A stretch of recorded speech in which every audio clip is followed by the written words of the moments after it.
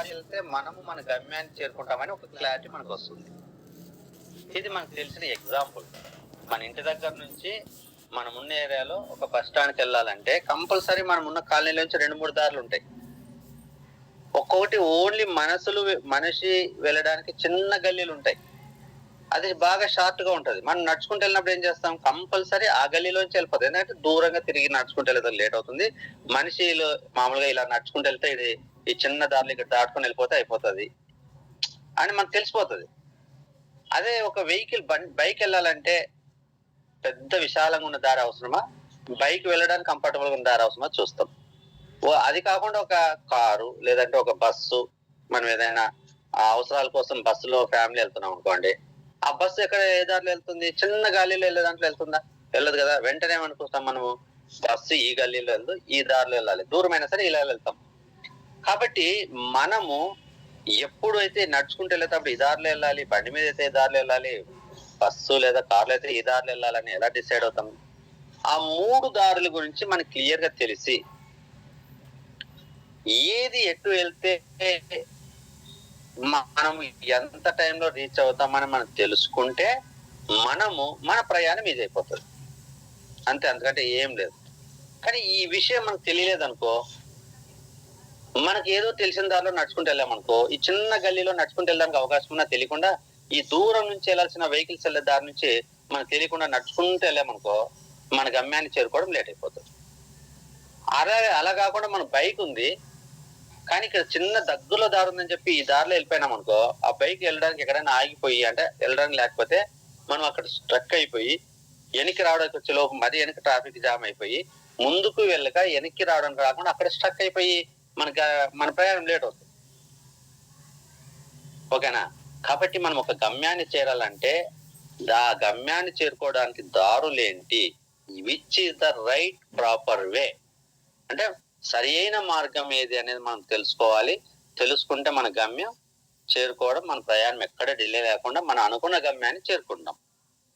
మరి వెస్టేజ్ లో కూడా మంచి లైఫ్ ఉంది, మంచి ఫ్యూచర్ ఉంది, మన డ్రీమ్స్ నెరవేర్చుకోవచ్చు, ముఖ్యంగా మన ఆర్థిక పరిస్థితుల్ని మెరుగుపరుచుకోవచ్చు, ఆరోగ్య పరిస్థితిని మెరుగుపరుచుకోవచ్చు, మనము డెవలప్ అవడమే కాకుండా 10 మందికి లైఫ్ ఇవ్వచ్చు. అన్ని విషయాలు తెలుసుకున్నాం, చాలా అద్భుతంగా ఉంది అనుకున్నాం. అదే విధంగా ఒక మెంబర్షిప్ తీసుకున్నాం, ప్రొడక్ట్లు వాడుకున్నాం, చక్కగా ఆరోగ్యాన్ని మెరుగుపరుచుకున్నాం, అందులో పెద్ద కష్టమేం లేదు. తర్వాత ఇందులో ఉన్న మనీ ఏదైతే ఉందో ఆ మనీని మనం కూడా తీసుకోవడానికి వర్క్ చేసుకొని ఆర్థికంగా స్ట్రాంగ్ అవడానికి మనం ప్రయత్నం చేస్తున్నప్పుడు కొన్ని ఇబ్బందులు ఎదురవుతున్నాయి. అనుకున్న టార్గెట్ ను రీచ్ అవ్వలేకపోతున్నాం. ఎందుకు అంటే మన టార్గెట్ ని రీచ్ అవడానికి కావలసిన దారి అనేది మనకి క్లియర్ గా తెలియదు. ఎవరైనా చెప్తున్నా కూడా మన శ్రద్ధగా వినట్లేదు. వింటున్న దాని మైండ్ లో మనము దాన్ని పెట్టుకొని దాన్ని పాటించడం లేదు. ఫస్ట్ కొంతమందికి తెలియకపోవడం, చెప్పే వాళ్ళు ఉన్న వినే తత్వం మనలో లేకపోవడం, వినే తత్వం మనలో ఉన్న శ్రద్ధగా వినకపోవడం, విన్నదాన్ని అమలు పరచడానికి ప్రయత్నం చేయకపోవడం, ప్రయత్న లోపము కూడా. ప్రయత్నం కూడా ఏంటంటే ఒక సంకల్పంగా, అంటే మనం వెళ్తున్న మార్గము మన గమ్యాన్ని చేరుకునేది అయినా మధ్యలో ఆటంకాలు ఇబ్బందులు వచ్చినప్పుడు మన టార్గెట్ లేదా మన గమ్య స్థానాన్ని చూస్తూ మనం దానికోసం కొన్ని భరించి దాటవలసిన పరిస్థితుల్లో మనకు కష్టమని, ఇబ్బంది అని, చేయలేమని అక్కడే ఆగిపోతుంటాం. దీనికి కారణం సరి అయిన అవగాహన లేకపోవడం.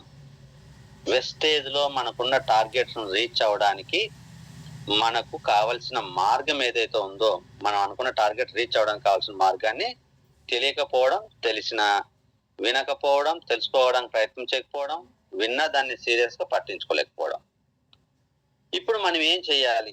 ఇవన్నీ కాదు, ఇప్పటిదాకా మనం జాయిన్ అయ్యాం, చేసాం, అంతా తీసుకున్నాం. తీసుకునే వాళ్ళు లక్షలు తీసుకుంటున్నారు, 1000 తీసుకునే వాళ్ళు తీసుకుంటున్నారు, 100 తీసుకునే వాళ్ళు తీసుకుంటున్నారు.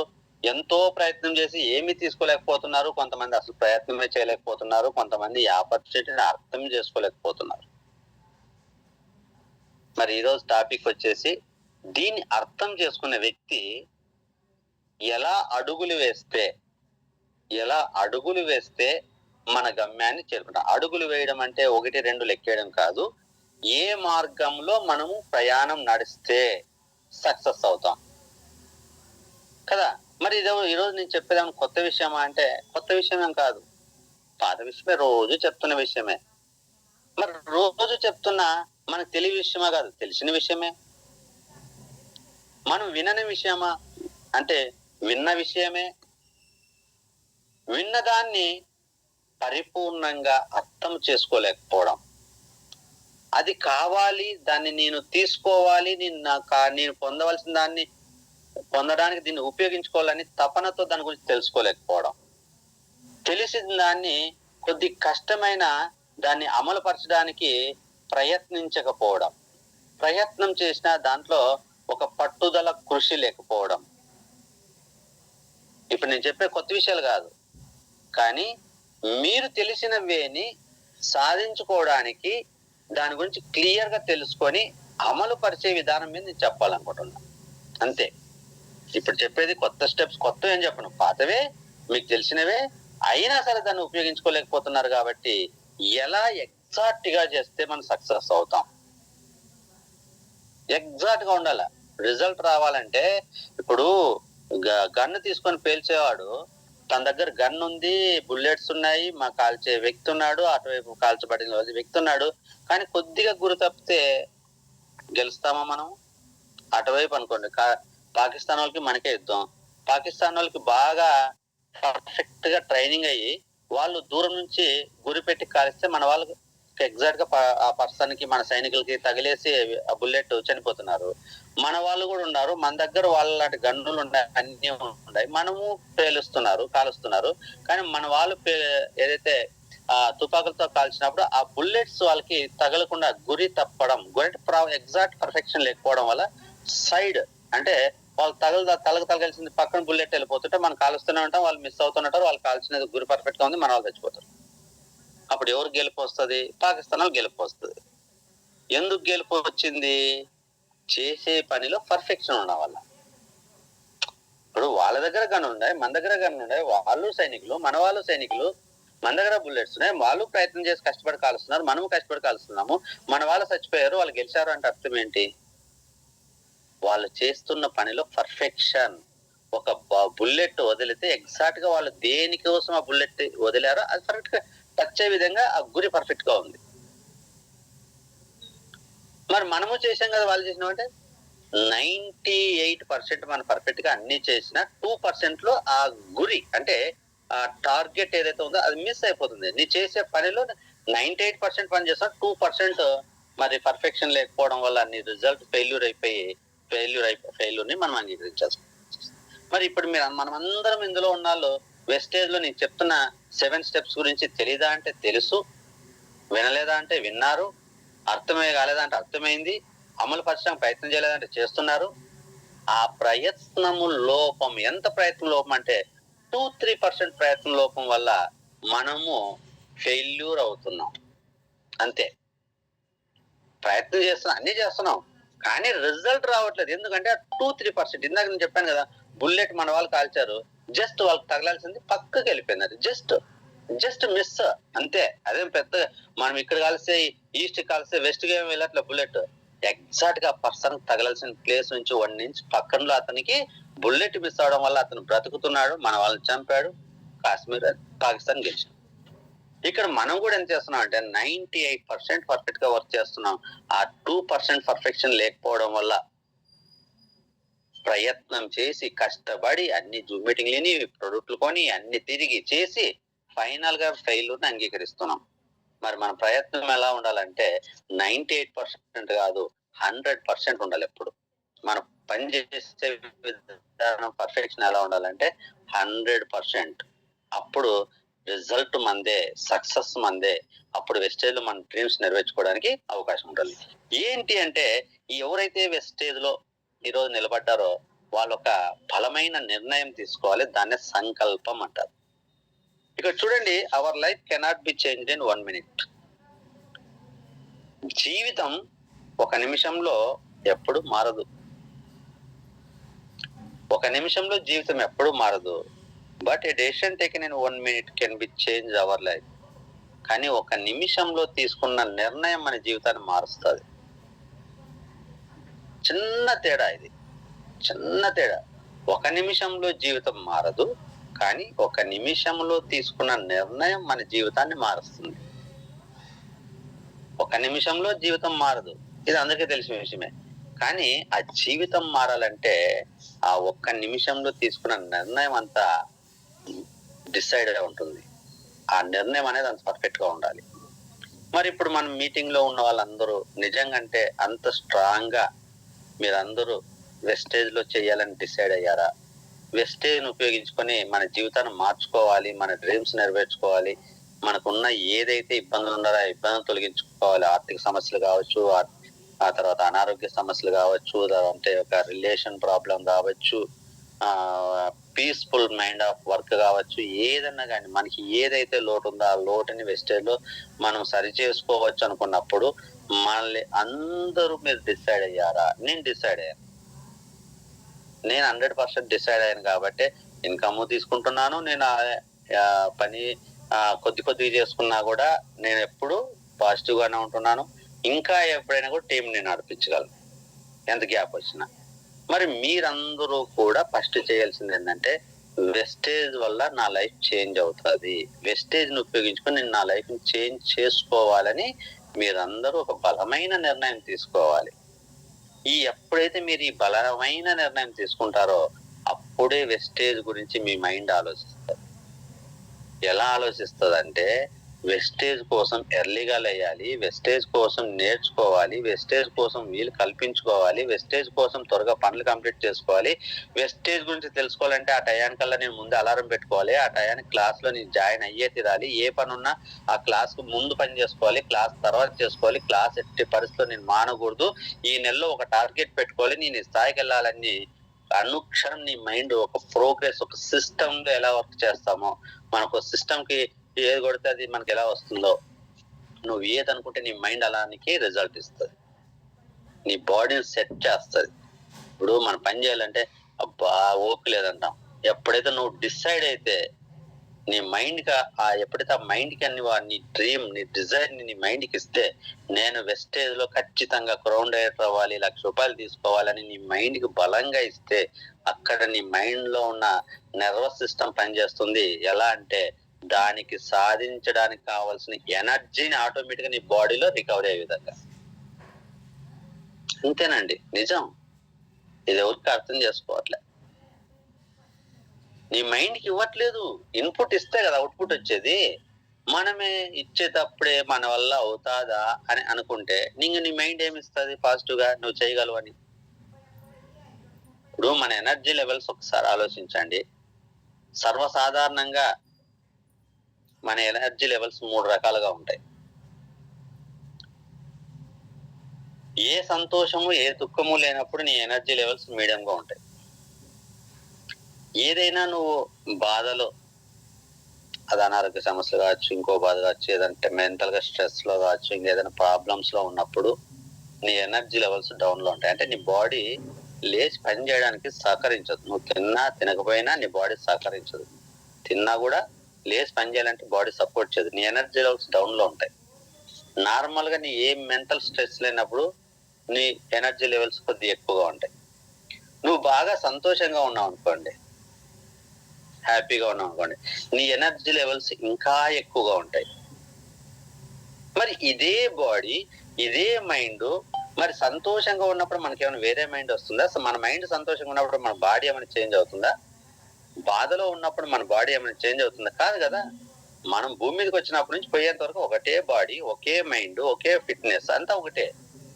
కానీ సంతోషంలో ఉన్నప్పుడు నువ్వు ఎర్లీగా మార్నింగ్ అలారం మోగకుండానే లేచేస్తున్నావు. రేపు మన బర్త్డే, టెంపుల్కి వెళ్ళాలి, లేదా ఫ్రెండ్స్ తో పార్టీ చేసుకోవాలి, మనకు బాగా ఇష్టమైన పని ఏదైనా ఉంది ఎక్కడైనా వెళ్ళడానికి, సరదాగా ఒకసారి బయట తిరగడం, పిల్లలతో కలిసి ఫ్యామిలీనో పార్క్కి వెళ్ళాలో లేదా బయట ఎక్కడైనా వెళ్ళాలనుకున్నప్పుడు రాత్రి పడుకుంటే పొద్దున మనకు అలారం మోగాల్సిన అవసరం లేదు. ఆటోమేటిక్ గా ఎప్పుడు మధ్యలో 3 గంటలకు ఒకసారి చూస్తాం, 4 గంటలకు ఒకసారి చూస్తాం. లేదు ఎవరైనా ముఖ్యమైన వ్యక్తులు మన ఇంటికి వచ్చే వాళ్ళు ఉన్నారు, ఇష్టమైన వ్యక్తులు. లేదంటే ఒక కుమారుడు జాబ్ పర్పస్ దూరంగా వెళ్తే తల్లి కొడుకు కోసం ఎదురు చూస్తున్నప్పుడు ఎప్పుడు తెల్లారుతుందా, ఎప్పుడు నా కొడుకుని చూడాలని తాపత్రంలో ఎనర్జీ లెవెల్స్ ఎలా ఉంటాయి. అదే వ్యక్తికి బాగా నెగిటివ్ పాయింట్స్, ప్రాబ్లమ్స్ ఉన్నప్పుడు ఎనర్జీ లెవెల్స్ ఎలా ఉంటాయి మనం ఆలోచించాలి. అంటే మన మైండ్, మన బాడీ అంతా సేమే, కానీ ఎనర్జీ లెవెల్స్ డిఫరెన్స్ అయిపోతున్నాయి. ఒకసారి లోకి వెళ్తున్నాయి, ఒకసారి హైకి వెళ్తున్నాయి. ఎందుకు అంటే మన మైండ్కి ఇచ్చేదాన్ని బట్టి. నువ్వు వెస్టేజ్ నీ మైండ్కి సంతోషంగా ఇస్తున్నావా, బాధగా ఇస్తున్నావా, భారంగా ఇస్తున్నావా? నువ్వు వెస్టేజ్ ను భారంగా ఇస్తున్నావు అనుకో, నువ్వు చేయలేవు, నువ్వు గెలవలేవు. నీకు అన్ని కష్టాలే, అన్ని ఇబ్బందులే, అన్ని భారాలే. నువ్వు ఎప్పుడైతే సంతోషంగా ఫస్ట్ నీ వెస్టేజ్ క్లాస్ వినగానే దీంట్లో నాకు కావలసినవన్నీ నెరవేర్చుకోవడానికి అవకాశం ఉంది, నేను దీన్ని ఎట్లయినా నేను సాధించాలి అని ఒక్క నిమిషంలో గనక నువ్వు బలమైన నిర్ణయం తీసుకుంటే, నీ మైండ్కి బలంగా ఇస్తే, నేను ఎంత కష్టమైనా సాధించి తీరాలి, నేను అనుకున్నవి దీంట్లో సాధించాలి, గెలుపొందాలి, నా డ్రీమ్స్ నెరవేర్చుకోవాలి. అది ₹1,00,000 శాలరీ కావచ్చు, కార్ తీసుకొని మన లగ్జరీగా తిరగడం కావచ్చు, సొంతంగా ఇల్లు కట్టుకునే స్థాయిలోకి వెళ్ళొచ్చు, లేదంటే ఒక వైఫ్ ప్రెస్టేజ్ చేసుకుని హస్బెండ్ సపోర్టింగ్ గా ఉండడం కావచ్చు, ఇంట్లో కుటుంబంలో ఆర్థిక పరిస్థితుల్ని తగ్గించుకొని ఇన్కమ్ పెంచుకొని తగ్గించుకోవడం కావచ్చు, ఏదైనా కానీ నీకు ఏది కావాలంటే అది ఉన్నాయి వెస్టేజ్ లో. మీరు ఏది కావాలని నేను చూపిస్తా. మరి ఇది తీసుకోవాలని నువ్వు బలంగా డిసైడ్ అయ్యి, ఆ బలంగా డిసైడ్ అవడానికి కావాల్సింది ఒక్క నిమిషమే. ఆ ఒక్క నిమిషంలో నువ్వు బలంగా తీసుకొని నీ మైండ్ కి ఇవ్వాలి. ఎలా ఇవ్వాలంటే, నీ మైండ్ తిరిగి నీకు కంటిన్యూగా ఎనర్జీని కూడా ఇచ్చే విధంగా ఇవ్వాలి. ఎలా ఇవ్వాలి? ఎన్ని ఆటంకాలు వచ్చినా సరే, ఎటువంటి ఇబ్బందులు వచ్చినా సరే, ఇది ఎంత కష్టమైనా సరే, నేను దీన్ని పొందాలి, అనుభవించాలి, సాధించాలి అనే తపనతో ఇవ్వాలి. అప్పుడు నీ ఎనర్జీ లెవెల్స్ చూడండి ఎలా ఉంటాయో. అప్పుడు నువ్వు మాట్లాడే విధానం చూడండి, ఎదుటి వ్యక్తుల దగ్గరికి వెళ్ళి. అప్పుడు నువ్వు ఇచ్చే ఇన్విటేషన్ ఎలా ఉంటుందో చూడండి. అప్పుడు నువ్వు ఇచ్చే ప్రెజెంటేషన్ ఎలా ఉందో చూడండి. అప్పుడు నువ్వు నడుస్తున్న విధానం, నీ ఫిట్నెస్, నీ ఎనర్జీ చూస్తే ఎదుటి వ్యక్తి నిన్ను చూసి ఐడియా. అంతేగాని మనమే ఎవరి మీదనో ఆధారపడినట్టు, ఏదో ఎవరినో ఉపయోగించుకుని వెస్టేజ్లో మేము ఎదగాలి అనుకున్నట్టు, మనం నిరుత్సాహంగా, నిర్భయంగా, అంటే భయంతోనూ, బాధతోనూ, కష్టంగా, తప్పదురా ఈ జీవితం అన్న రేంజ్ లో మనం వెస్టేజ్ ని మొదలెడితే, అది నిర్ణయం ఒక నిమిషంలో తీసుకున్న బలమైన నిర్ణయం కాదు. నీ మైండ్ కి నువ్వు బలంగా ఇవ్వలేవు. నీ మైండ్ నీకు తిరిగి బలంగా ఒక ఎనర్జీ, బాడీ ఎనర్జీనే కాదు, ఆలోచనలు కూడా అలానే ఉంటాయి. నువ్వు ఎప్పుడైతే ఆ పాజిటివ్నెస్ లో ఉన్నావో, నీకు అక్కడ చెప్పేవి కూడా నీ మైండ్ స్వీకరిస్తుంది. నువ్వు ఎంత కష్టమైనా సరే వెస్టేజ్ ని చెయ్యాలి అన్నావు అనుకో, నీ పైన ఉన్న సుపీరియర్ నీకు చెప్పేటప్పుడు కొన్ని విషయాలు ఇలా చేయాలి, ఇలా చేయాలన్నప్పుడు అది కష్టమైనా సరే నీ మైండ్ స్వీకరిస్తుంది. స్వీకరిస్తే నీ బాడీ సపోర్ట్ చేస్తుంది పని చేయడానికి. నువ్వు కష్టం లేకుండా ఏదో ఈజీగా వెళ్ళాలి, ఈజీగా అయిపోవాలి, కళ్ళు మూసి కళ్ళు తెరిచి ఏదో అవ్వాలి అనుకుంటే, నీకు ఎదురుగా 4 సమస్యలు వచ్చేసరికి నువ్వు ఏమి చేయలేవు, తీసుకోలేవు వాటిని. అందువల్ల ఈరోజు మనము 98% ప్రయత్నం చేసి 2% లో మన యొక్క టార్గెట్ ని మిస్ అయిపోయి ఫెయిల్యూర్ అవుతున్నామంటే కారణం ఏంటంటే, మనకు మొత్తం తెలియక కాదు, వెస్టేజ్ లో ప్రాబ్లం కాదు, సమాజంలో ప్రాబ్లం కాదు, మన నేర్చుకున్న నిర్ణయంలో లోపం ఉంది, మన మైండ్ కి ఇచ్చే నిర్ణయంలో లోపం ఉంది. అది ఒక జీవితంలో మనం వెస్టేజ్ లో అనుకున్నంత మాత్రం మన జీవితాలు మారు. కానీ అనుకునేది ఎలా ఉండాలంటే, ఒక నిమిషంలో నువ్వు అనుకునేది ఎలా ఉండాలంటే, ఎన్ని కష్టాలు వచ్చినా, ఎన్ని ఇబ్బందులు వచ్చినా, ఎన్ని ఆటంకాలు వచ్చినా, నేను ఈ వెస్టేజ్ ని వదలకూడదు, వెస్టేజ్ ని గెలవాలి, నా డ్రీమ్స్ నెరవేర్చుకోవాలి. నా అన్న వాళ్ళు నా జాయిన్ అయిపోయినా, నా బంధువులు జాయిపోయినా, నా ఫ్రెండ్స్ జాయిన్ అయిపోయినా, వెస్టేజ్ కావాల్సింది 6 మెంబర్స్ మనుషులు. ఇక్కడ రిలేషన్ అవసరం లేదు, ఫ్రెండ్షిప్ అవసరం లేదు, బంధువులు అవసరం లేదు, మన ఇంటి పక్కన అవసరం లేదు, ఎవరైనా అవసరం లేదు. ఎవరైనా సరే, ఈ ఊరు అవసరం లేదు, ఆ ఊరు అవసరం లేదు, ఇండియాలో ఎక్కడున్నా పర్వాలేదు. ఇండియా కాకపోయినా ఇంకా 8 దేశాల కంట్రీ ఉంది కాబట్టి 8 దేశాల్లో ఉండాలైనా పర్వాలేదు. నేను వెస్టేజ్ లో గెలవాలి, సాధించాలనే తపనతో నువ్వు మొదలెడితే, మనకు తెలిసినలో వచ్చి జాయిన్ అవ్వాల్సిన అవసరం లేదు. దాని ఆ ప్రవర్తన, ఆ నడవడికే వేరే ఉంటది. కాబట్టి ఇప్పటిదాకా నాకు తెలిసి చాలా మంది ఈ డెసిషన్ దగ్గరే వీక్ గా ఉన్నారని నేను అనుకుంటున్నాను. ఇక్కడ బలంగా డిసైడ్ అయితే మీరు సక్సెస్ అవుతారు. ఓకేనా? మరి ఎలా స్టార్ట్ చేయాలి? ఇవన్నీ మనకు తెలిసిన విషయమే. ఇక్కడ డెసిషన్ టేకన్ అనేది నాకు తెలిసి పర్ఫెక్ట్ గా లేదు. పర్ఫెక్షన్ ఎలా ఉండాలంటే 100% పర్ఫెక్షన్ గా ఉండాలి. 98% పర్ఫెక్షన్ గా ఉంటే సక్సెస్ అవరు.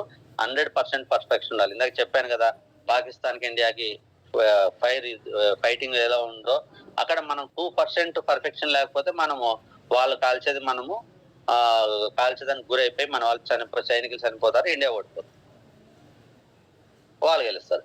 లేదు వాళ్ళ యొక్క ఏదైతే వాళ్ళు కాల్చే విధానం ఉంటుందో, ఫైరింగ్ ఉంటుందో, వాళ్ళకి పర్ఫెక్షన్ లేకుండా వాళ్ళకంటే మనమే పర్ఫెక్షన్ ఉంటే వాళ్ళు ఓడిపోతారు. కానీ ఇక్కడ ఎక్విప్మెంట్ సేమ్, సైనికులు సేమ్, ఓకేనా?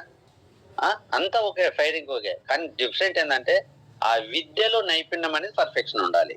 ఇక్కడ వెస్టేజ్ ప్రాబ్లం లేదు. వెస్టేజ్ లో కావాల్సినంత డబ్బు ఉంది, కావాల్సినంత ఆపర్చునిటీలు అన్ని ఉన్నాయి. వెస్టేజ్ కావాల్సిన జనాభా ఇండియాలో కోట్ల మంది ఉన్నారు.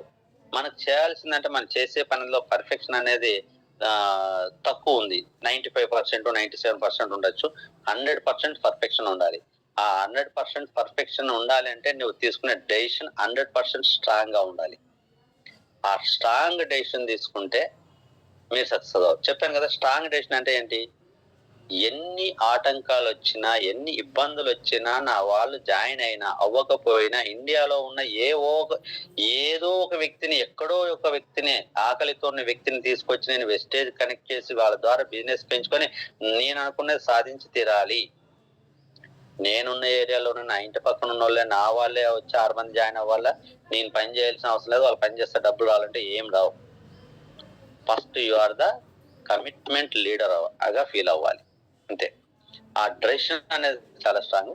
డెసిషన్ వచ్చిన తర్వాత దీంట్లో ఏం చెప్తున్నారు? 7 steps very easy. 1, use the product. ఇక్కడ పెద్దగా ఏం లేదు. వెస్టేజ్ లో 5% మనం ఫస్ట్ స్టార్టింగ్ లో ఉంటాం, మన లెవెల్ పిన్ లెవెల్. తర్వాత 8%కి వెళ్తాం, తర్వాత 12%కి వెళ్తాం, తర్వాత 16%కి వెళ్తాం. 16% బ్రాంచ్ డైరెక్టర్. ఓకే, బ్రాంజ్ అయిన తర్వాత silver director, gold director, star director, diamond director, crown director. Crown డైరెక్టర్కి వెళ్ళేదానికి ₹1,00,000 ఈజీగా తీసుకోవచ్చు. స్టార్ డైరెక్టర్ కింద కూడా తీసుకోవచ్చు, దానికేం కాదు. కానీ మినిమం అక్కడికి వెళ్తే నువ్వు నీ సేఫ్ జోన్ లోకి వెళ్తావు. ఓకేనా? మరి ఈ క్రౌన్ డైరెక్టర్ కానీ, ఈ 5% లో ఉన్న వ్యక్తి కానీ, మధ్యలో ఉన్న బ్రాంచ్ డైరెక్టర్ కానీ, వీళ్ళందరికీ ఒకటేవే. మనం తెలుగు వెంకటేశ్వర దర్శనంకి వెళ్దామంటే పేదవాళ్ళందరికీ ఒక దారి ఉంటుంది. అంటే టికెట్ తీసుకోలేని వాళ్ళకి, ₹100 టికెట్ తీసుకున్న వాళ్ళకి ఒక దారి ఉంటుంది, ₹300 టికెట్ తీసుకున్న వాళ్ళకి ఒక దారి ఉంటుంది, 1000-1500 టికెట్ తీసుకున్న వాళ్ళకి ఒక దారి ఉంటుంది, రాజకీయ నాయకులకు వెళ్తే ఇంకో దారి ఉంటుంది, ఆ పైన వాళ్ళకి వెళ్తే ఇంకొక దారి కూడా ఉంటుంది. అంటే జనాలు వీళ్ళని ఎత్తుకొని తీసుకెళ్ళి లోపు తీశారు. వీళ్ళు నడవాల్సిన అవసరం లేదు.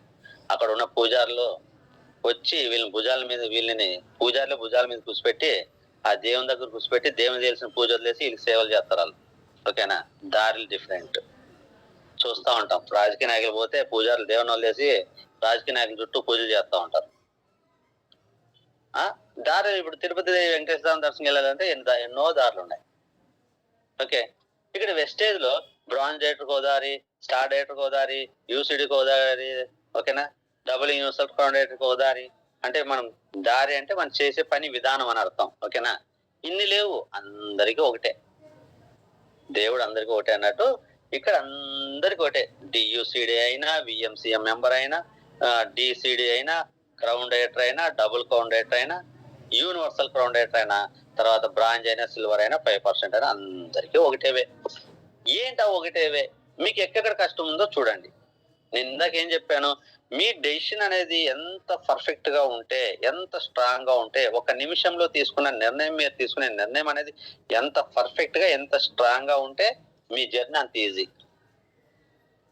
ఆ డెసిషన్ దగ్గరే డెసిషన్ వీక్, ఓకేనా, పర్ఫెక్షన్ లెస్ పర్ఫెక్షన్. ఈ 2 కారణాల వల్ల ఏంటంటే తర్వాత నువ్వు ఎంత ప్రయాణం చేసినా ఉపయోగం లేదు. కాబట్టి మీరు అక్కడ డెసిషన్ పర్ఫెక్ట్ గా తీసుకోండి, స్ట్రాంగ్ గా పెట్టుకోండి, అయిపోయింది. ఆ పైన అయిపోయింది. మీరు అక్కడ క్లారిటీ తీసుకోండి. ఎవరైతే స్ట్రాంగ్ డెసిషన్ ఉంటే ఓకే, నెక్స్ట్ ఇక్కడెక్కడ మిస్ చేస్తున్నారో చూసుకోండి. స్ట్రాంగ్ డెసిషన్ లేకపోతే ఇవన్నీ పర్ఫెక్షన్ చేసిన డెసిషన్ స్ట్రాంగ్ అయితే ఇవన్నీ వేస్ట్ అనమాట. ఓకే, ఎవరైతే స్ట్రాంగ్ డెసిషన్ తీసుకుంటారో, లేదు ఇప్పటిదాకా తీసుకోలేని వాళ్ళు ఇప్పుడు తీసుకుంటారో, నెక్స్ట్ వాళ్ళు చేయాల్సిన పని యూజ్ ద ప్రోడక్ట్. ఓకేనా? యూజ్ ద ప్రోడక్ట్ యూజ్ చేయాలి. ఏముంది, ఫ్రీగా మెంబర్షిప్ ఇస్తున్నారు, మనం ఏమైనా ఇందులో కొనే ప్రొడక్ట్స్ బయట కొనే రెగ్యులర్ గా కొనే ప్రోడక్ట్లు కాకుండా మనకు ఉపయోగపడని ప్రోడక్ట్లు అయితే, సార్ మాకు ఆర్థిక పరిస్థితులు ఉన్నాయి, మేము ఒక 1000 రూపాయలు కొట్టాలన్నా ఆ ప్రోడక్ట్ కొని మేము ఇంట్లో పెట్టుకుంటే అవన్నీ పడేసుకునేదే కదా, యూజ్ చేసుకునేది కాదు, కాబట్టి మేము కొనలేం సార్, వెస్టేజ్ ని మేము ఉపయోగించుకోలేము అనుకోవచ్చు. ఈ రోజు ప్రతి చిన్న ఫ్యామిలీ చూసుకున్నా సరే 3000 నుంచి 5000 రూపాయలు, 3000 నుంచి 5000 వరకు ఈ రోజు కిరాణా షాప్ లో వెళ్ళి మనం సరుకులు కొనాల్సిందే. డబ్బులున్నా లేకపోయినా, పేదవాడైనా ధనవంతుడైనా ఎవడైనా కొనాల్సిందే. ఎందుకంటే ఎవరైనా భూమి మీద పొద్దున లేచి బ్రషింగ్, పళ్ళు తోముకొని లేని వ్యక్తి, స్నానం చెయ్యని వ్యక్తి, ఓకేనా, వంట వండుకొని తిండి తినని వ్యక్తి, బట్టలు పిండుకొని క్లీన్ చేసుకునే అలవాటు లేని వ్యక్తి, ఇల్లు క్లీన్ చేసుకొని శుభ్రం చేయకుండా ఉండే వ్యక్తులు ఎవరన్నా ఉంటే మన వెస్టేజ్ వాళ్ళకి ఉపయోగపడదు. బ్రష్ వేయని వ్యక్తి, పోనీ బ్రష్ అంటే మాకు వేపులు ఉంది కదా అనుకోవచ్చు, అటువంటి వ్యక్తి ఎవడని ఇప్పుడు ఈ కాలానికి వేపులు తీసుకుని తిక్కొని కాలం గడిపే ఉండే వ్యక్తి ఉండొచ్చు. స్నానం చేసే వ్యక్తి, చేయని వ్యక్తి ఎవడ ఉంటాడో స్నానం చేయాలి. స్నానం చేసే వ్యక్తి ఇప్పుడు ఒకప్పుడు సోపు లేకపోతే నడిచిపోయింది, కానీ ఇప్పుడు సోపు లేకపోతే 3 రోజుల తర్వాత మన శరీరం మనకే ఫస్ట్ భరించలేని స్మెల్ వస్తుంది, వారం తర్వాత రోగాలు వస్తాయి. కాబట్టి స్నానం చేయని వ్యక్తి అంటూ భూమి మీద ఎవడు లేడు. స్నానం చేసిన తర్వాత తిండి తినని వ్యక్తి అంటూ ఎవడు లేదు. ఎందుకంటే స్నానం చేయాలంటే సోప్ కొనాల్సిందే ఎక్కడైనా సరే, కాబట్టి మనం వేస్తే సోప్ కొంటాం. తిండి తినాలంటే ఓకే, వంట చేసుకోవడానికి కర్రీస్ లేకుండా ఎవడని తింటాడా? కర్రీస్ చేయాలంటే కంపల్సరీ ఆయిల్ ఉండాలి. మనం ఆయిల్ కొంటాం, బయట కొనే ఆయిల్ ఇక్కడ కొంటాం. బతకాలంటే అసలు భూమి మీద బతకాలంటే ఆయిల్ కావాలి, ఆయిల్ కొనేది ఇక్కడ కొంటాం. టీ తాగని వ్యక్తి ఎవడని ఉన్నాడా అంటే లేడు, మన టీ తాగుతాం. బట్టలు పిండుకోకుండా యూజ్ చేసుకునే వ్యక్తి ఎవడని ఉన్నాడా? వాషింగ్ మిషన్ లిక్విడ్ అన్న కావాలి, లేదా సర్ఫ్ అన్న కావాలి, మనం వాడుకోవచ్చు బయట కొనుక్కున్నాం. ఇల్లు క్లీన్ చేయకుండా ఎవడన్నా బతాడా అంటే 4 రోజులు ఇల్లు క్లీన్ చేయకపోతే 5వ రోజు ఇంట్లో ఉండలేము, 1 నెల రోజుల తర్వాత రోగాలు వచ్చి చచ్చిపోతాం అక్కడే. ఈ 5-6 పాయింట్లు ఏవైతే ఉన్నాయో ఇవి వెస్టేజ్ ని పరిచయం ఉన్నా లేకపోయినా బయట వీటి కోసం కొంత పెట్టుబడి మనం పెడుతున్నాం. ఏది 1000, 1500, 2000 రూపాయలు మనం పెట్టుబడి పెడుతున్నాం. ఆ డిమార్ట్కో, కిరాణా షాప్, ఇంకో దానికో పెడుతున్నాం. ఆ పెట్టుబడిని షాప్ గా ఆ పెట్టుబడి పెట్టే షాప్ చేంజ్ చేయమంటున్నాం. వెస్టేజ్ లో నీ లైఫ్ చేంజ్ చేయడానికి కష్టమే ఉంది. నీకు అక్కడ ఎట్లా లైఫ్ చేంజ్ అవ్వదు. బయట కొనే డిమార్ట్కో ఇంకో కిరాణా షాప్కి వెళ్ళి నువ్వు ఆ పెట్టుబడి పెట్టి ఆ సరుకులు కొంటుంటే నీ లైఫ్ ఎట్లా చేంజ్ అవ్వదు. కానీ వెస్టేజ్ లో నీ లైఫ్ చేంజ్ అవుతున్నప్పుడు మనము ఎందుకు చేంజ్ చేసుకోలేకపోతున్నాం? ఓకే, ప్రొడక్ట్ లో అక్కడ బాగుంటాయండి, మన వెస్టేజ్ బాగలేదంటే నిజంగా అంటే మార్చుకోకూడదు. వెస్టేజ్ లో ప్రొడక్ట్ లో అక్కడికంటే ఇక్కడ పర్ఫెక్ట్ గా ఉన్నాయి. ఈ రోజు మనం వాడుతున్న పేస్ట్, టీ పౌడర్, షాంపూ, వీటి వల్ల ఈ రోజు అద్భుతమైన హెల్త్ రిజల్ట్స్ పొందిన వాళ్ళు ఉన్నారు. సోపు బ్రహ్మాండమైన రిజల్ట్స్. రీసెంట్ గా నేను షాంపూ చూసి గొప్పగా చెప్తుంటే ఆశ్చర్యపోయాను మన షాంపూ గురించి. ఓకేనా, మరి ఇట్లాంటి ప్రతి ఒక్క దాంట్లోనూ రిజల్ట్స్ ఉన్నాయి కదా. బయట కంటే బెస్ట్ ప్రోడక్ట్ అయినప్పుడు ఎందుకు మార్చుకోలేకపోతున్నాం? ఇది కష్టమైంది కాదు, ఎవరికి కష్టమైంది కాదు. కానీ ఇప్పటికీ కొంతమంది అయ్యో సార్ మేము పేదవాళ్ళు సార్, మాకు అసలు అంత రేట్లు పెట్టి కొనగలమా? బయట 400 రూపాయలు తయారు చేయాల్సిన ఆయిల్ 90 రూపాయలకి ఇస్తుంటే ఆ ఆయిల్ తీసుకొచ్చి 300 మిగిలిచ్చామని సంతోషపడి హాస్పిటల్కి వెళ్ళి 3000 ఖర్చు పెడుతున్నారు.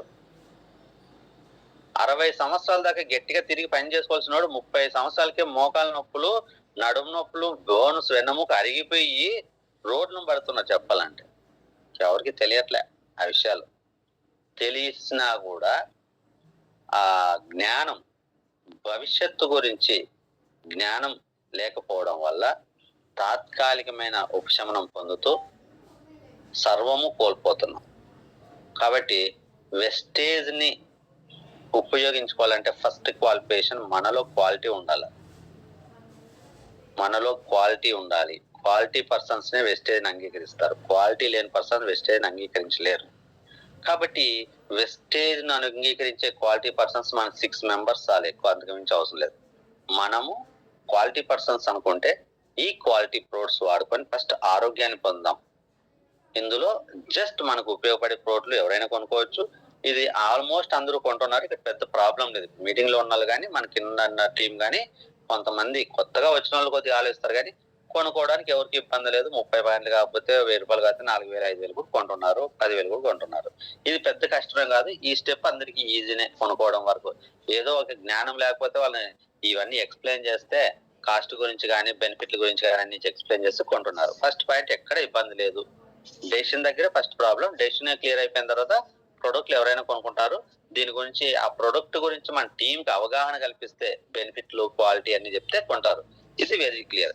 మరి రెండోది వచ్చేసి talk with people about products. నీ ప్రొడక్ట్లు వాడిన తర్వాత నచ్చితే ఇతరులతో మాట్లాడాలి.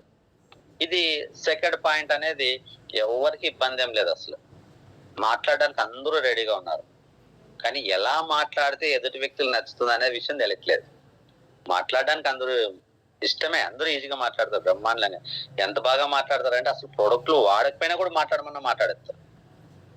అందరూ చేసే గొప్ప పని ఏంటంటే వెస్టేజ్ గురించి క్లాస్ చెప్పొస్తాం కదా, క్లాస్ చెప్పిన తర్వాత మెంబర్షిప్ వాళ్ళు ఆ డెసిషన్ తీసుకొని మెంబర్షిప్ తీసుకొని ప్రొడక్ట్లు వాడి నచ్చిన తర్వాత అప్పుడు జనాలతో మాట్లాడమంటే ఈ క్లాస్ విన్న మేధావులు ఏమవుతుందంటే, నువ్వు క్లాస్ చెప్పొస్తే సరే సార్ మేము రేపు ఆలోచించేసుకొని 2 రోజుల్లో మీకు చెప్తాము, తర్వాత ఐడి తీసుకుంటా ఉంటారా. ఈ 2 రోజుల్లో వాళ్ళ సమాజాన్ని వాళ్ళు చుట్టేస్తారు. అంటే వాళ్ళకి తెలిసిన వాళ్ళందరినీ చుట్టేసి వెస్టేజ్ గురించి తెగ మాట్లాడేస్తారు. ఎట్లా తర్వాత చేయాల్సింది కదా, మనం ఐడి తీసుకునే లోపు ఏదో మొత్తం అంతా సాధించేద్దామని అందరికి ఫోన్ చేసి మాట్లాడే ప్రయత్నం చేస్తాం. కానీ అందరూ మనకంటే మేధావులు అన్న విషయం మనకు తెలియదు, తెలుసుకునే ప్రయత్నం చేయం. ఒకవేళ తెలిసినా దాన్ని అంగీకరించం. మనమే అందరికన్నా మేధావులు అని అనుకుంటాం అంతే. అందుకనే మనిషి తత్వం ఏంటంటే మనకంటే ఎదుటి వ్యక్తి తెలివైన వ్యక్తి అంటే ఇప్పుడు ఉంటారు, నీకన్నా ఈ తెలివైన అంటే అడుక్కుంటాడా? పోనీ మనము అందరికంటే నాకంటే అందరూ మంచి వాళ్ళు అంటే మన మనసు అంగీకరిస్తుందా? మంచి వాళ్ళు ఉన్నా కూడా అంగీకరించదు చెప్పాలంటే. అందరికంటే నేనే గ్రేట్ కూడా ఉంటాం. కానీ అందరికంటే మనకంటే మేధావులు, జ్ఞానం ఉన్న మేధావులు అయితే మనం ఏమనుకుంటాం అంటే అందరికంటే నేనే మేధావి అని చెప్పేసి మనం ఏం తెలియకపోయినా వాళ్ళ దగ్గర మాట్లాడే ప్రయత్నం చేస్తాం. వాళ్ళ జ్ఞానం ముందు మన జ్ఞానం సరిపోక మన యొక్క ఓటమి అంగీకరించుకోకుండా నెక్స్ట్ డే వచ్చి మనం చెప్పేది ఏంటంటే, ఏమండి నాకు చాలా మందికి చెప్పాను, అందరూ వాళ్ళు రకరకాల క్వశ్చన్లు వేస్తున్నారు, రకరకాలుగా నెగిటివ్గా చెప్తున్నారు, వాళ్ళకి నేను సరైన సమాధానం చెప్పలేకపోయానండి అని. మరి మనం ఎవరైతే క్లాస్ చెప్తామో ఎవరైనా ఒక్కరంటారు అన్నమాట. అంటారు, ఏమంటారు, సార్ నేను అందరికీ చెప్పాను సార్, అందరూ వేస్ట్ అన్నారు సార్, ఇట్లాంటి అన్ని చేసి మానేశారంట సార్, అందరికీ డబ్బులు రాలేదండి సార్. ఏ కంపెనీలు చేశారంటే ఏదో తెలియదు సార్. నీకు తెలిస్తే కదా ఏ కంపెనీ వాళ్ళని అడిగేది. ఇది వీళ్ళు చేసే తప్పు. మాట్లాడడానికి ఇష్టంగా ఉంటారు, కానీ ఎలా మాట్లాడితే మనం సక్సెస్ అవుతాం అనే విషయం చాలా మంది తెలుసుకోరు. ఓకేనా? కాబట్టి talk with people about products. మాట్లాడడానికి సిద్ధంగా ఉండేది. అట్లీస్ట్ ఇప్పుడు మేము చెప్పే ప్రకారం మనము తెలుసుకొని మాట్లాడమంటే సరే తెలుసుకొని మాట్లాడదామని రెడీగా ఉంటారు అందరూ. ఏదో నచ్చితే కంపెనీ గురించి చెప్పడం, ప్రోడక్ట్ గురించి చెప్పడం. ఓకేనా? ప్రోడక్ట్ అందరూ వాడుకుంటారు, పెద్ద కష్టం కాదు. మాట్లాడడం పెద్ద కష్టమేం కాదు, ఈజీగా మాట్లాడేస్తారు. ఓకేనా? మూడో పాయింట్ అంటే ఇక్కడి నుంచి అసలైన వర్క్ ఉంటదండి, జాగ్రత్త పడాల్సింది మనకి. ఇది చాలా ఇంపార్టెంట్. ఈ 7 స్టెప్స్ లో ఏంటంటే అక్కడ డెసిషన్ మేకింగ్ అనేది ఫస్ట్ పవర్ఫుల్ స్టెప్ అనమాట. అది యాక్చువల్ గా అంటే డైరెక్షన్ ఇది అనమాట. నీ అడుగు పెట్టేటప్పుడే నీ డైరెక్షన్ గుర్తు చేస్తుంది. చెప్తాం కదా, మనం లెఫ్ట్ వెళ్తే ఒక రూట్ వెళ్తాం, రైట్ వెళ్తే ఒక రూట్ వెళ్తాం. ఓకేనా? లెఫ్ట్ వెళ్ళాలంటే విజయవాడ, రైట్ వెళ్తే గుంటూరు అనుకోండి. మనం గుంటూరు వెళ్ళాలన్నప్పుడు ఆ డైరెక్షన్ వెరీ ఇంపార్టెంట్, రైట్ తిరగాలి కంపల్సరీ. అలా కాకుండా లెఫ్ట్ వెళ్ళిపోతే ఎలా ఉంటది, చాలా డిలే అవుతుంది కదా. ఫస్ట్ డెసిషన్ అనేది ఆ డైరెక్షన్ చూపే ఇండికేటర్. సెకండ్ లోపలికి వచ్చిన తర్వాత మనం ఇటు రైట్ వెళ్తే గుంటూరు వెళ్ళొచ్చు అన్నాం అనుకో, అక్కడి నుంచి గుంటూరు వెళ్ళేంత వరకు ప్రయాణం చేసేది ఈ 7 స్టెప్స్ అన్నమాట. ఓకేనా? 7 స్టెప్స్ ఏంటంటే మధ్యలో ఏంటి అంటే మూడో స్టెప్ చాలా క్రిటికల్. ఎవరికి చెప్పాలి? మనం ఏం చేస్తాం, చెప్పమన్నారు కదా అని ఎవరికి పడితే వాళ్ళకి చెప్తా ఉంటాము. అలా కాకోకుండా ఒక స్పెషలైజ్డ్ పర్సన్ కి చెప్పే ప్రయత్నం చేయాలి. ఓకేనా? ఎట్లా అంటే మనము అప్లైనర్ ఏం చెప్తాడంటే ఒక లిస్ట్ రాసుకోమని చెప్తాడు. ఎవరికి పడితే వాళ్ళు చెప్పద్దు. చెప్పే ముందు మనము వాళ్ళని చెక్ చేసుకొని డిసైడ్ చేయాలి. ఓకేనా? ఇప్పుడు ఒక షాపింగ్కి వెళ్ళాలి, ఇంట్లో అకేషన్ ఉంది, ఒక మ్యారేజ్ పెట్టుకున్నాము బాబుదో పాపదో. అకేషన్ కదా, పెళ్లి ఉంది, షాపింగ్కి వెళ్ళాలి బట్టల గురించి. అందరూ కూర్చొని ఎలా ఆలోచిస్తారు? టక్మని వెళ్ళిపోయి రోడ్డు మీదకి ఉన్న షాప్కి వెళ్ళి టగటగర ఏది పడితే కొంటారా? అలానే కొంటారా? కాదు కదా. వెంటనే మన కుటుంబంలో, మనకు తెలిసిన ఫ్రెండ్స్ లో, మన బంధువుల్లో ఆ బట్టల గురించి కొద్దిగా అవగాహన ఉన్న వ్యక్తి ఎవరు? క్వాలిటీ గురించి. ఎందుకంటే పెళ్లికి పిల్లలకి మంచి బట్టలు తీసుకోవాలి. ఫస్ట్ పాయింట్ క్వాలిటీ మంచిగా ఉండాలి. రెండో విషయం ఏంటంటే కొద్దిగా తక్కువ రేటుగా దొరికితే మేలు, కాస్ట్ తగ్గించుకోవాలి కదా. ఓకేనా. మూడోది వెళ్ళి తెచ్చుకోవడానికి కూడా ప్లేస్ కంఫర్టబుల్, మూడోది చూస్తారు. ఓకేనా. లైఫ్ చూస్తారు. నాలుగోది ఏంటంటే ఇప్పుడు బాగానే ఉంది, మరి వెంటనే పాడైపోతే ఎట్లా? కొద్దిగా బ్రాండెడ్ ఒకటి, మనం వెళ్తున్న షాపు ఆల్రెడీ దానికి కూడా ఒక నేమ్ ఉందా లేదా, మంచి కంపెనీ లేదా, ఏది పడితే అంటే అన్ని కోణాల్లోనూ మనం అనలైజ్ చేస్తాం కదా. అలా వెళ్ళాం కదా. అదే సపోజ్ గోల్డ్ కొనాలి. ఆ గోల్డ్ కొనాలంటే ఏ షాప్ లో గోల్డ్ బంగారు బాగుంటుంది, ఏ పర్సెంటేజ్ బాగుంటుంది, హాల్ మార్క్ ఉన్నది కొనాలా, 99% ఉన్నది కొనాలా, 98% ఉన్నది, ఏ డిజైన్ కొనాలా, ఏ వస్తువు కొంటే మన ఫ్యూచర్ లో బాగుంటుంది. మొత్తం స్టోన్స్ ఉన్న వస్తువు కొంటే ఏమంటారు, ఫ్యూచర్ లో దాన్ని మనం ఎంత తాకట్టు పెట్టుకోవాలన్నా, అమ్ముకోవాలన్నా మనకు చాలా లాస్ అవుతుంది బంగారం చెప్తారు కదా. అలాగా స్టోన్ లెస్ ఉన్న ఐటమ్ తీసుకుంటే మనకు ఫ్యూచర్ బాగుంటుందని ఎట్లా ఆలోచిస్తున్నాం, మనం అనలైజ్ చేస్తున్నాం. అంతేగాని ఏది పడితే కంటికి ఆ రోజు ఏం వస్తుంది కొనం కదా. భవిష్యత్తు గురించి ఆలోచిస్తున్నాం, కాస్ట్ గురించి ఆలోచిస్తున్నాం, డిస్కౌంట్ గురించి ఆలోచిస్తున్నాం, క్వాలిటీ గురించి ఆలోచిస్తున్నాం, కంఫర్ట్నెస్ గురించి ఆలోచిస్తున్నాం. ఒకవేళ కొన్నా రేపు తిరిగి మళ్ళీ ఇచ్చి ఏదైనా మార్చుకోవాలంటే మనకి ఆ కంపెనీ, ఆ షాపు ఎంత కన్వీనియంట్ గా ఉంది, వాళ్ళు ఎంత క్వాలిటీ మెయింటైన్, అన్ని అనలైజ్ చేస్తున్నాం కదా. మరి ఈ రోజు వెస్టేజ్ ఒక బిజినెస్ చేసే మరి ఈ రోజు వెస్టేజ్ ఒక 6 మందిని జాయిన్ చేసుకొని 6 మంది ద్వారా 6,000 మంది నుంచి 6 లక్షల మంది టీం చేసుకొని సపోజ్ 6 లక్షల నుంచి 10 లక్షలు ఇన్కమ్ తీసుకోవాలని నువ్వు తాపత్రపడే వ్యక్తి ఎవరికి చెప్పాలి, ఎలాంటి వ్యక్తికి చెప్పాలి, ఎప్పుడు చెప్పాలి, ఎలా చెప్పాలి అనేది తెలుసుకోకపోకుండా మనం ఎవరు పడితే వాళ్ళకి చెప్తే ఎలా సక్సెస్ అవుతాం? సక్సెస్ అవ్వలేం.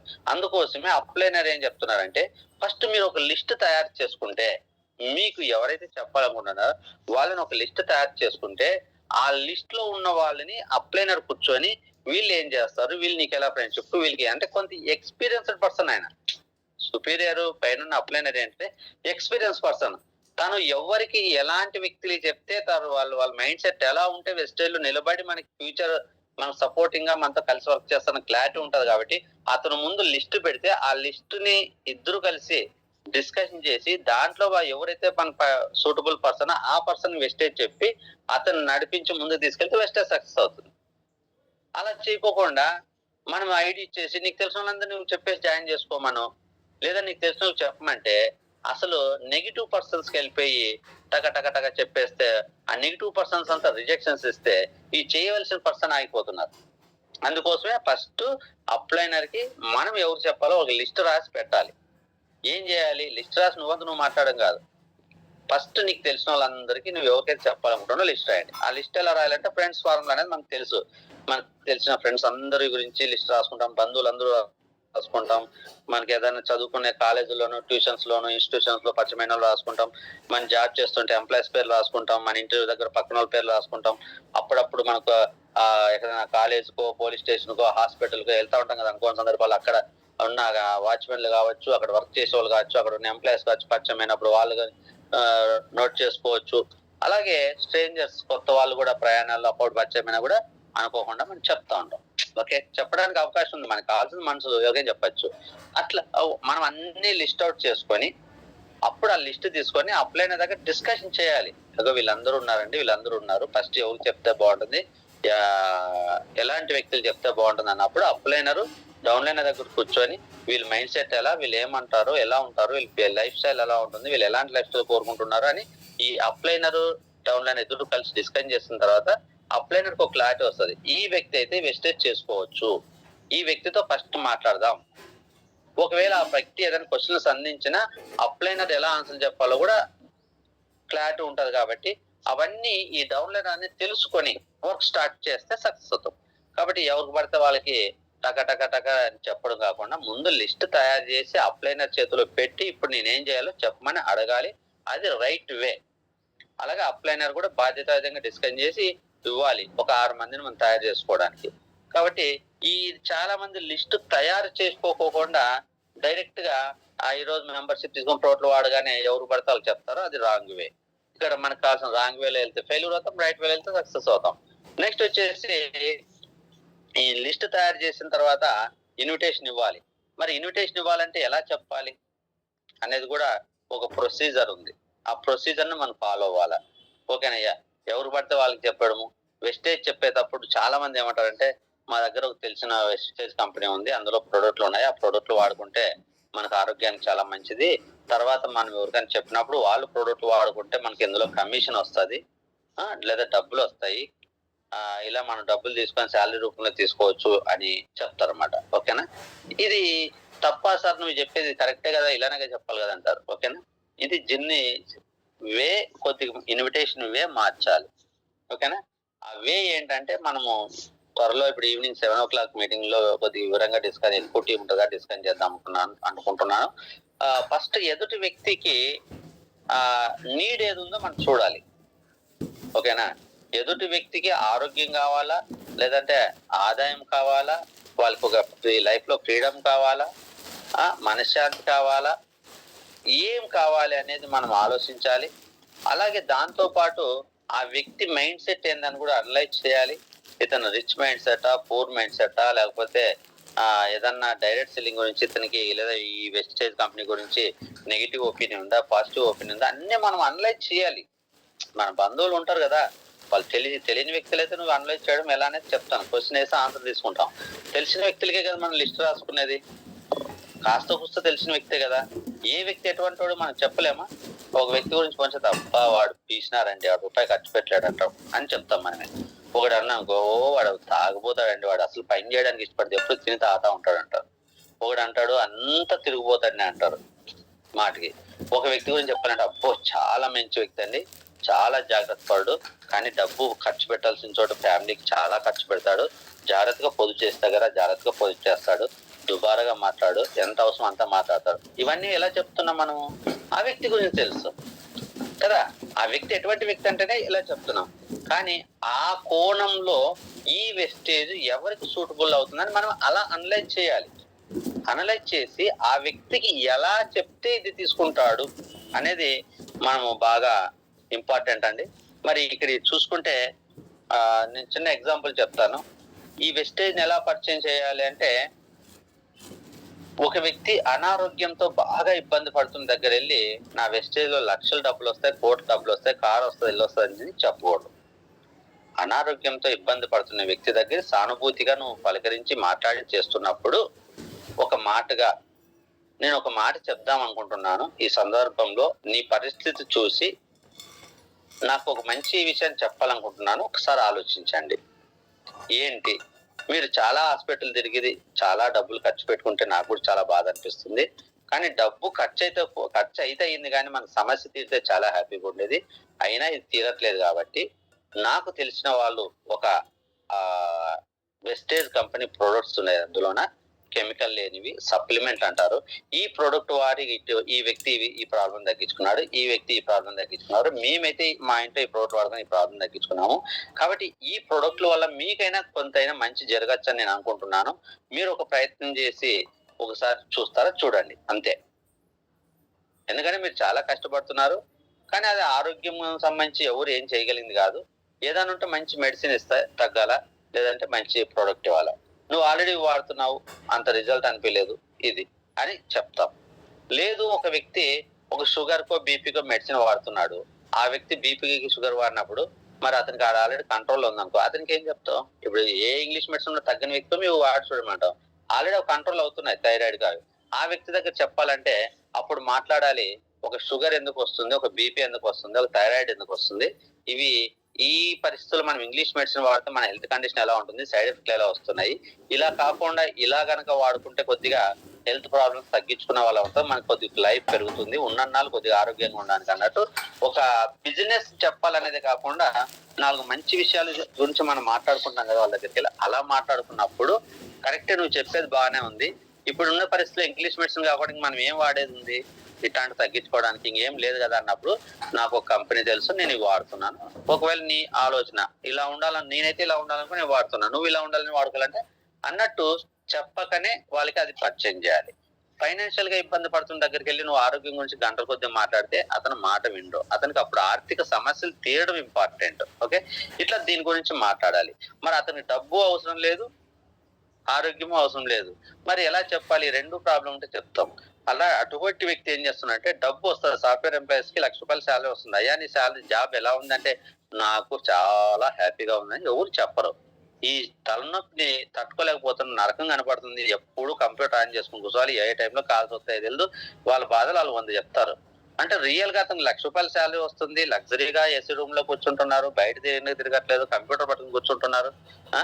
మరి అయినా సరే మనశ్శాంతి లేదు. ఎందుకంటే ఒక బాసిజం కింద ఒక రకమైన భయంకరమైన ఒత్తిడితో కూడుకున్న జాబ్ కాబట్టి అతను ఏం కోరుకుంటాడంటే, నాకు చేసినంత 8 గంటలు కష్టపడినా పర్వాలేదు కానీ ఈ మెంటల్ టెన్షన్ ఉండకూడదు అనుకుంటాడు. అటువంటి వ్యక్తికి మనం మెంటల్ స్ట్రెస్ లేకుండా ఎలా ఎస్టేట్ చేసుకోవాలో చెప్తే తప్ప ఇంక వేరేది ఏది చెప్పినా విండో. ఓకేనా? అలాగే కొద్దిగా బాగా టాలెంట్ ఉన్న వ్యక్తి తెలియక మనం చేస్తున్న పని వల్ల పెద్ద రిజల్ట్ లేకుండా అక్కడే కష్టపడుతున్న వ్యక్తికి అతని టాలెంట్ ఏంది, అతను ఆ టాలెంట్ ని ఇక్కడ పెడితే ఫ్యూచర్ ఎలా ఉంటుంది, ఫ్యూచర్ కి ఎన్ని గొప్ప బెనిఫిట్ పొందొచ్చు అనేది కొద్దిగా ఎలాబరేటెడ్ గా మాట్లాడిన తర్వాతే ఇన్విటేషన్ చెప్పాలి. కానీ మనం ఏం చేస్తున్నామంటే అవన్నీ ఏం అనలైజ్ చేయకుండా టక్మని వాళ్ళకి ఫోన్ చేసి మా దగ్గర ఒక బిజినెస్ ఉంది, నువ్వు ప్రొడక్ట్లు వాడుకోవాలి, ప్రొడక్ట్లు అయిన తర్వాత వాళ్ళకి చెప్పాలి. అవి ప్రొడక్ట్లు వాడేంత వరకు పర్వాలేదు కానీ చెప్పాలి అనగానే అందరూ వద్దు అంటున్నారు. అంటే మీరు చేసే పని తప్పు కాదు అని చెప్పను, నేనేమంటానంటే చెయ్యట్లేదు అని చెప్పను, చేసే విధానంలో 2% పర్ఫెక్షన్ మిస్ అవ్వడం వల్ల రిజల్ట్ నేను తీసుకోలేక ఫెయిల్యూర్ అవుతున్నారని మాత్రమే చెప్తాను. ఈ ఇన్విటేషన్ గురించి చాలా ఎలాబరేటెడ్ గా చెప్పాలి, ఎగ్జాంపుల్స్ తో. మనం సాయంకాలం సపరేట్ క్లాసులు పెట్టుకుందాం. కాబట్టి ఇన్విటేషన్ అనే దగ్గర మీరందరూ జాగ్రత్త పడాలి అని చెప్తున్నాను. ఇన్విటేషన్ ఇవ్వాలి అనేది మీకు తెలియని విషయం కాదు, ఇన్విటేషన్ ఇస్తున్నారు, కానీ అక్కడ జాగ్రత్త పడాలి.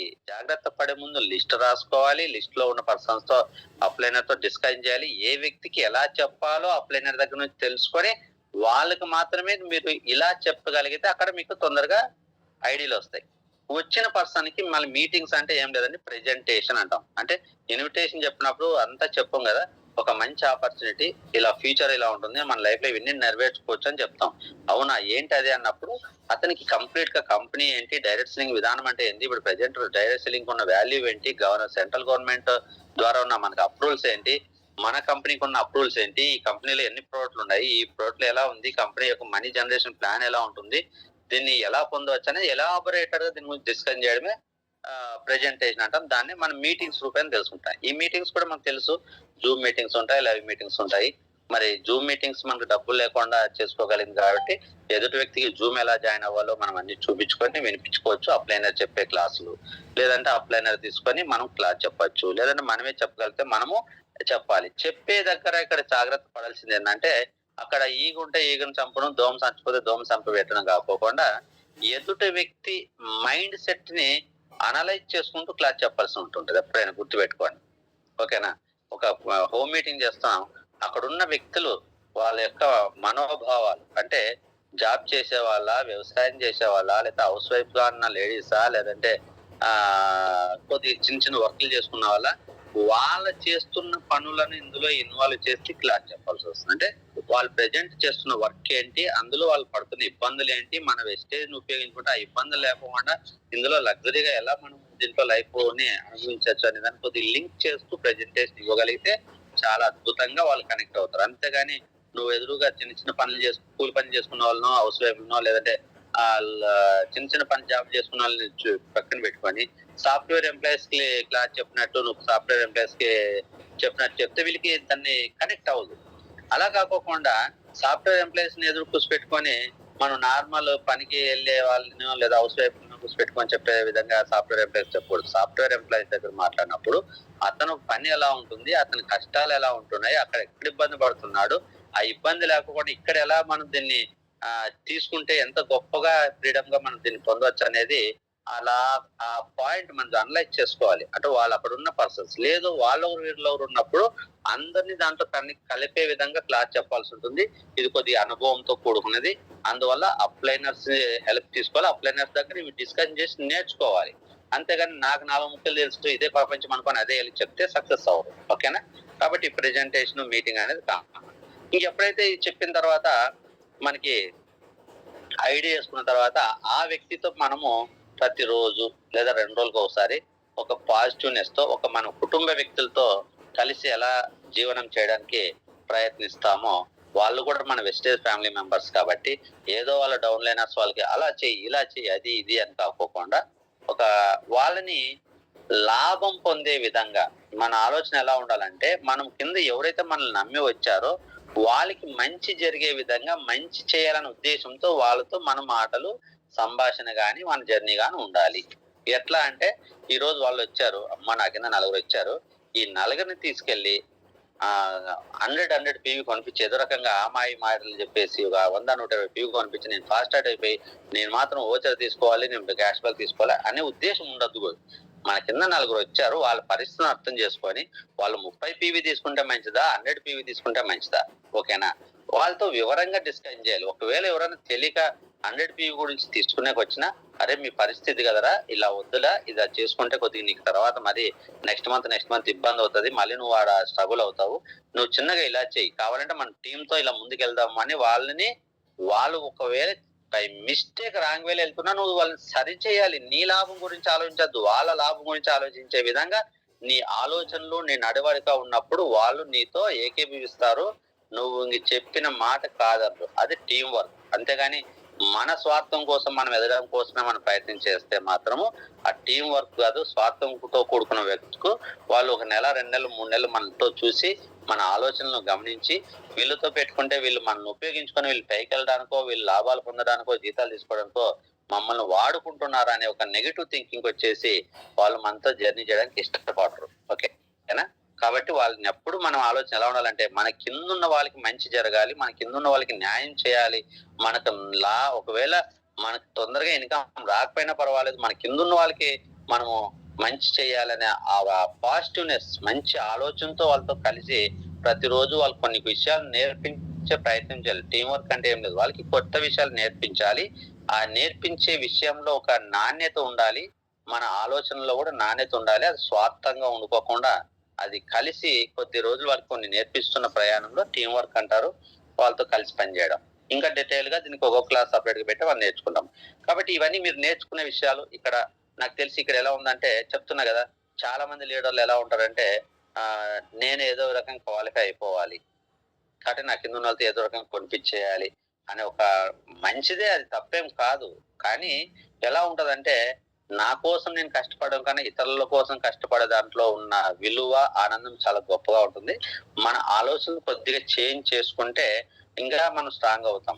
ఒకవేళ అందరూ మంచి ఆలోచనతో వెరీ గుడ్, ఇది ఎవరికి ప్రాబ్లం లేదు. రైట్.